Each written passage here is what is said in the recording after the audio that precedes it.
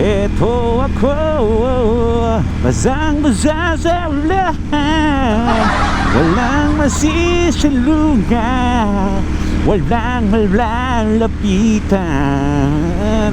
Sponge Cola version.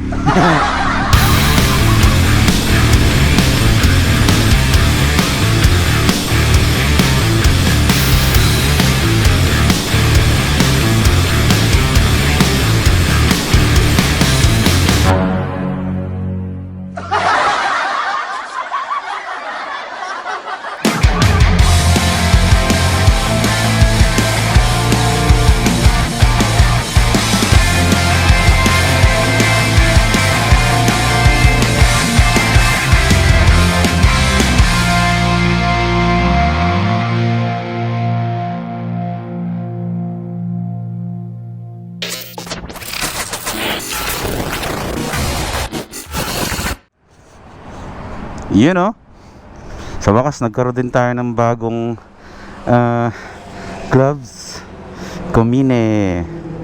Medyo masikip pa siya sa kamay ko, kakasuot lang eh. Okay, today, good morning mga first timers. As you can see, nasa tabi tayo ng NLEX.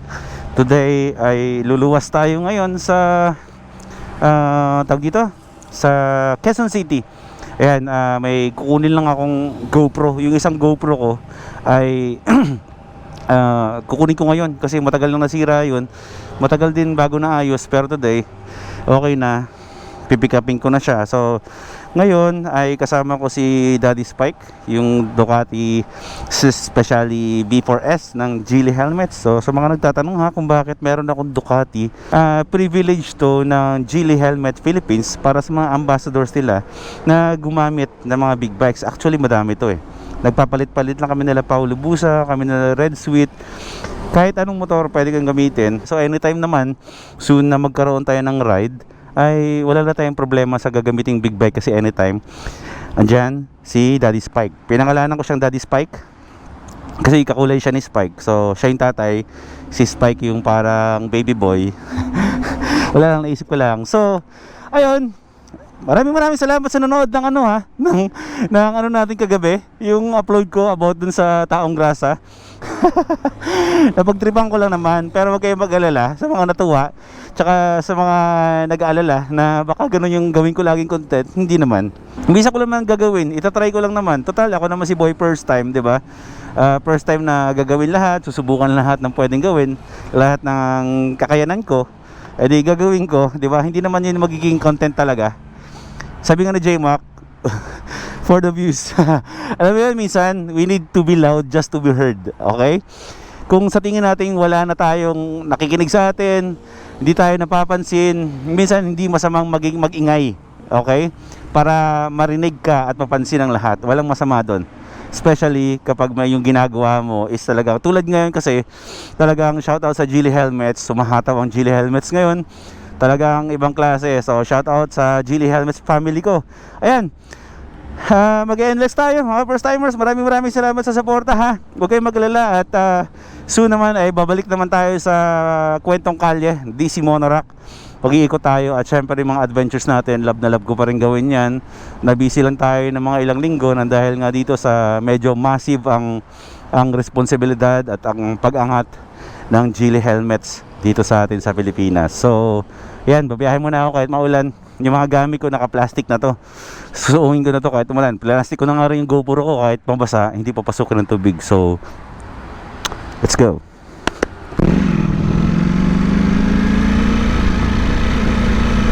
Lakas ng ulan, patay tayo.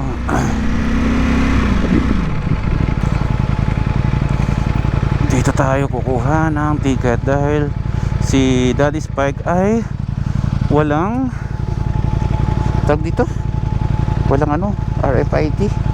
So pa cash tayo pag malupot. Quezon City lang naman ang pupunta natin, Santa Rita exit.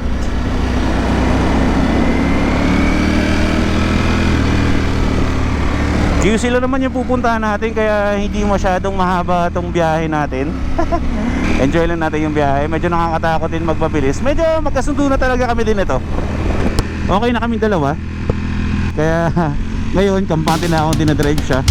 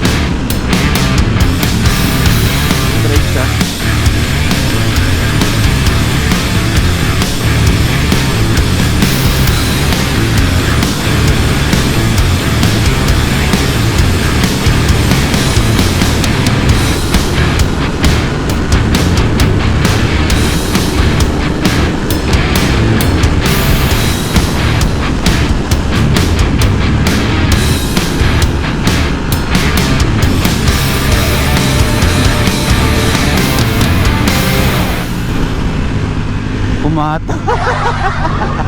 Pumataw.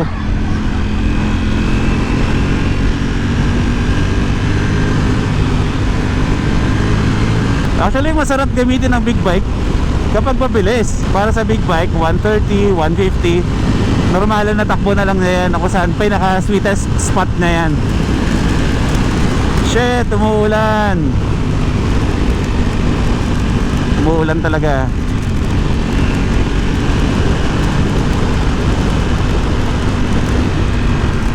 Kalma, boy P. Pambira, silong muna tayo. Lakas ng ulan. My God. Okay. Hinto muna tayo. Grabe, sakit sa braso. Naka-jersey na tayo. Lakas ng ulan. Oh my God. Kakala ko, sabi ko, kakayanin ko yung ulan eh. Susong na ako eh. Pag mabilis ka pala, ang sakit pala sa kata. Ang sakit sa balat. Teka lang, dito muna tayo. Pahinga muna tayo dito. Medyo takot pa kasi ako sa basang kalsada eh. Tapos pangalawang biyahe ko pa lang ngayon na nasa NLEX, na bubiyahe na yung experience na bumibiyahe sa NLEX nang umuulan. Yung dati, yung experience ko dito is magkasama kaming dalawa ni Norris dyan, na pumunta ng Baguio, naka big bike kami. Sa pauwi, hindi lang naka vlog yun, pero talagang binabagyo kami. Nahihirap bumiyahe, nakakatakot. So, yung mga gulong naman ng mga ganito, naka Diablo Super Corsa to, makapit yan. Pero ang problema kasi, hindi tayo sanay. So eventually naman, buti na lang nagkaroon tayo ng privilege na maging ambassador ng Geely helmets. Kaya tayo may nagagamit na big bike ngayon, para in time, kapag meron na tayong sariling big bike. Actually, hindi big bike ang bibiling ko. Eventually, ang pinapangarap ko na bike ngayon is yung Kymco AK550 na scooter. Kasi dapat, pag bibili ako ng sasakyan, ng motor na gagamitin sa expressway, is dapat nadadrive depress siya. Ayoko naman maging makasarili. Gusto ko dalawa kami nag-drive kasi syempre nasa bucket list namin na mag North Loop, magsa South Loop, and eventually mumotorin natin yung Manila to Mindanao, and then mag-Philippine Loop tayo. Magagawa na natin very soon yan kasi this week ay magkakaroon na rin ako ng vaccine. Kaming pamilya, tuturukan na kaming lahat. So hindi na magiging masikip ang mundo at medyo wala na tayong alalahan masyado kasi bakunado na tayo. So papalipas na ako ng muna dito mga first timers ng ulan bago ako tumuloy. Ang lakas talaga, ligo tayo nito. Okay, game. Welcome to the wet ride. Grabe. Hirap makipagsabayan sa malalaking truck. Ay, Diyos ko. Nagraragasaan. Di ba, may dala naman akong damit dito eh, extra eh. Di ba, sabi ko, advance ako mag-isip eh. Mababasa tayo. Oh, Diyos ko, mga rumaragasang mga sasakyan. Let's go. Ayan, maluwag na.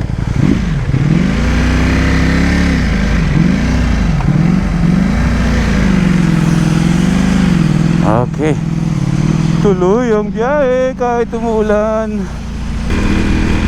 Ayaw tayo bigyan ng pagkakataon na ano eh, magpatakbo ng mabilis sa NLEX. Nung unang natin, nung inuwi natin si Daddy Spike, ay ano yun, matraffic. Kaya sa NLEX, ngayon naman maulan. Baka hindi talaga ako pang NLEX, no.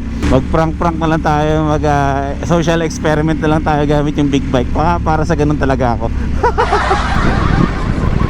Eto ako, basang-basa sa ulan, walang magsisalungan, walang malalapitan. Diyos ko, sana may luha pa akong mailuha nang mabawasan ang aking kalamigan. Ay, Diyos ko Lord. Okay. Wait lang po. Sorry po, nalukot ko. Ha? Santa Rita. Apo. Ha? 10 pesos pa. Mahal naman. Ito po oh. Okay. Let's go, sago. Let's go, sago. Tumigil na yung ulan. Salamat sa Diyos. Ay, hindi pala. Meron pa rin. Dapat may ride kami nila Paulo Busa ngayon. Pupunta sana kami ng Clark, Pampanga. So malamang hindi ilang Clark sana yun. Eh, di ba parang mayroong bagyong paparating. Ano mo tawag doon? Low depression. Basta ganun. Basta may paparating na bagyo. So yun, na-cancel nga. Eh ako nagdadalawang isip din naman kasi ako kung sasama ako at mahirap pa nga ng maulan. Tayo.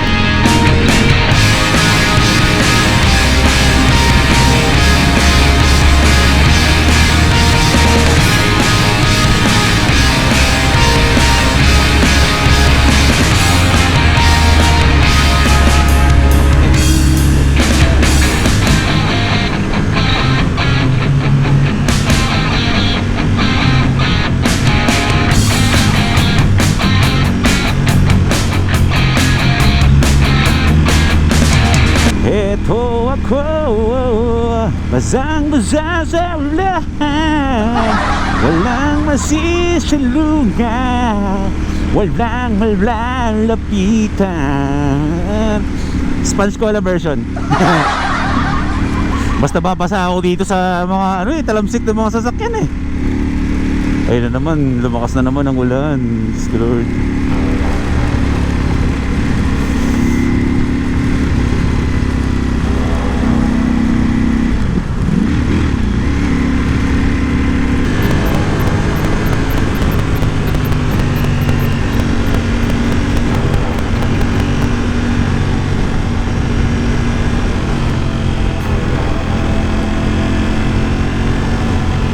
Tayo maghanap ng kit. Eto ako, basang-basa sa ulan.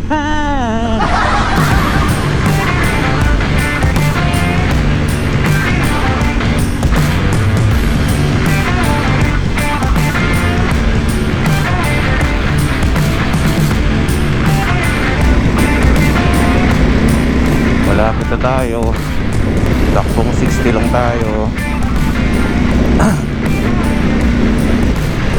You are now in Del Monte, Quezon City. So malamang dito na tayo mag-exit. RFID ETC. Ba't walang cash?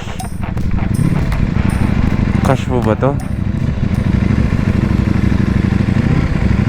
Saan yung cash dito? Sir!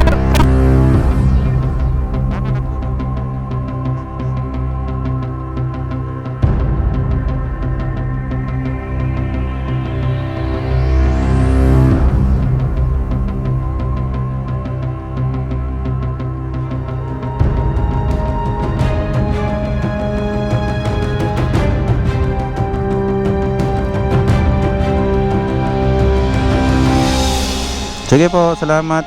Buti na lang mabait sila.